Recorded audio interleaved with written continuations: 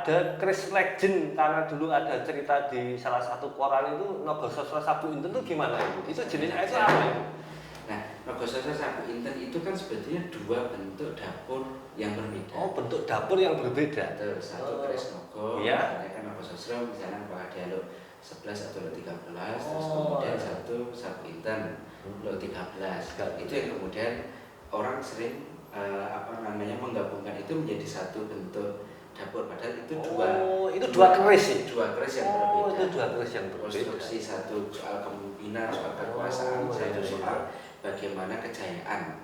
Itu yang kemudian dimunculkan di cerita oleh Pak Esa Mintarja misalnya. Iya. Nah, ini ada yang lo enggak ini? Yang lo ada. Coba ini punya saya aja ya, saya sarungkan ya. Yang lo gimana Mas? Yang lo. Ini yang lo ini ya. Betul. Pamornya apa ini?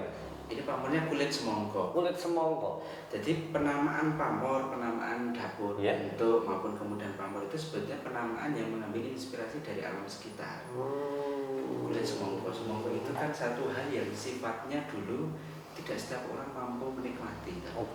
Beda dengan sekarang. Sekarang kita cukup pakai HP, beli semakan, Shopee atau di apalah, maaf misalnya di marketplace, atau kemudian kita cukup datang ke satu toko buah misalnya beli semangka. Di zaman dulu kan tidak. Semangka menjadi satu simbol makanan yang dianggap cukup mewah, karena tidak setiap orang mampu merasakan atau kemudian mampu menanam dan produksinya. Maka kemudian kulit semangka ini dianggap sebagai satu simbol kemewahan, simbol kerezekian, sehingga orang yang kemudian mendapatkan pamor kulit semangka selalu diharapkan rezeki ini berlancar, kan gitu. Jadi pamor itu secara filosofi dan substansi memaknai sesuatu hal tentang keris ini dibuat itu ya. Betul. Untuk kemakmuran. Bagi yang memakai mungkin secara spiritual diyakini bisa mempercepat proses kemakmurannya kayak gitu. Betul. Artinya orang seringkali kemudian membutuhkan satu bentuk nyata yang kemudian menjadi manifestasi dari beragam doa. Manifestasi doa gitu ya. Manifestasi doa yang kemudian diwujudkan dalam bentuk keris misalnya. Saya ingin jadi pemimpin misalnya, entah pemimpin kabupaten, kecamatan, atau tingkat kelurahan, atau bahkan pemimpin tingkat negara. Maka saya kemudian membutuhkan sesuatu yang mampu mewujudkan atau merepresentasikan harapan ini dalam bentuk keris Nogososro misalnya. Nah itu yang kemudian muncul. Mas Unggul, yang lo tadi belum Mas, coba biar tahu teman-teman. Lo itu yang mana dinamakan lo itu? Lo itu satu bentuk yang sifatnya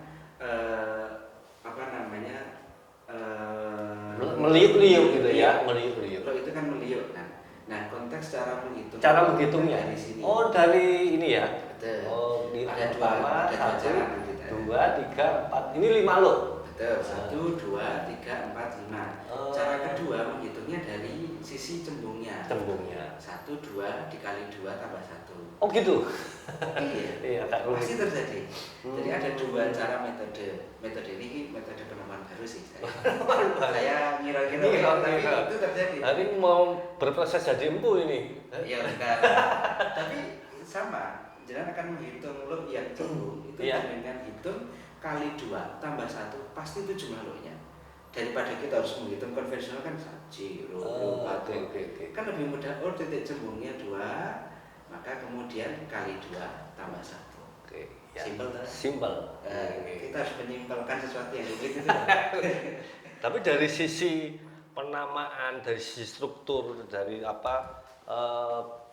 tadi ya tekstur yang itu memang keris sangat rumit sekali. Dan saya kira kenapa kok pembuatnya itu dibilang empu, karena memang tidak semua orang bisa melakukan. Karena saking luar biasanya khasanah filsafat yang harus tertanam dalam bentuk keris itu. Betul. Dan satu hal yang cukup menarik bahwa dan ini seringkali kita lupakan, keris itu adalah media untuk pendidikan budi pekerti. Kira-kira bahan keris itu dari mana saja? Karena tadi Mas Unggul sempat di awal tuh nyinggung melebur dari beberapa jenis. Ini bicara bahan dulu Mas. Material keris secara umum itu terbagi terbuat dari 3 bahan. Ya. Satu besi, kedua kemudian nikel, terus kemudian nikel itu untuk bahan pamor, ya. dan ketiga baja. 3 bahan ini yang kemudian dikonstruksi bersama, kemudian ditempa lipat. Itu dilebur jadi satu. Ditempa lipat, betul. Kalau di zaman sekarang misalnya bahan besi dan bahan nikel itu ditempa dulu, baru nanti ketika proses ini bahan atennya itu bajanya itu baru diletakkan di tengah sebagai penguat. Tapi artinya bahwa proses tempa lipat ini yang membedakan keris dengan senjata yang lain, termasuk kemudian keris itu punya istilahnya semacam condong leleh. Jadi condong leleh itu bahwa keris itu ada sisi sedikit kemiringan dari condong ke dalam. Ini yang membedakan antara keris misalnya dengan pisau atau kemudian senjata-senjata lain. Tapi yang pasti bahwa sebuah benda itu disebut sebagai keris itu bahwa dia harus melalui proses tempa lipat. Jadi kalau ada orang misalnya menurut saya di pernikahan misalnya dia pakai keris seng, itu bukan disebut sebagai keris, yaitu seng yang kemudian dibentuk jadi keris atau menyerupai keris misalnya kan itu.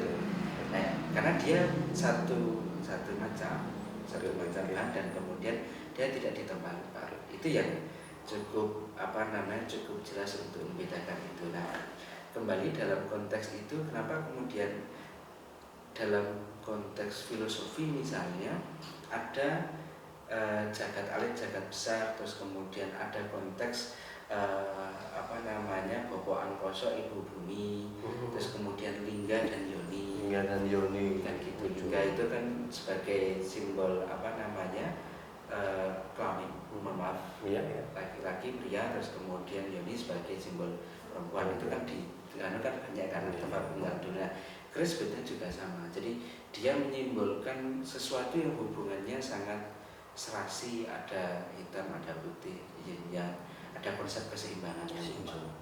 Sehingga kalau misalnya ada keris yang misalnya hilang gonjone, itu ya berarti dia tidak lagi sempurna misalnya. Nah, itu yang sehingga konteks itu yang cukup membuat keris menjadi menarik karena ada beragam fungsi. Tadi ada misalnya soal falsafahnya yang cukup sangat banyak, misalnya kenapa kemudian keris itu punya sekar kacang misalnya. Sekar kacang itu yang ini ya? Ini ya, kemudian dia menunduk itu bahwa orang yang menggunakan sekar kacang itu kan terinspirasi dari belalai gajah sebetulnya. Jadi ada yang bilang belalai gajah.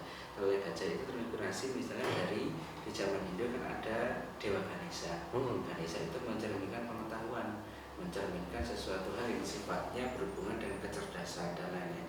Orang yang cerdas dia harus rendah hati, dia harus kemudian menunduk, tidak setelah ini sombong, dia tidak kayak filsafat padi gitu ya. Semakin tua semakin betul. Nah, ini yang kemudian falsafah ini yang hari ini perlu banyak disampaikan. Ya, edukasi itu ya. Untuk edukasi termasuk kemudian misalnya soal menyambung ke Budi Pekerti itu tadi misalnya cara menyerahkan keris. Ya. Orang kan kadang cuma sembarangan, mohon maaf, tapi ada etika. Jadi ada etika tentang bagaimana keris itu mengajarkan yang lebih muda itu menghormati yang lebih tua.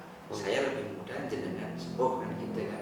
Maka cara menyerahkan kerisnya saya memegang bagian bawah, jenengan memegangnya bagian atas. Saya begini ya. Betul.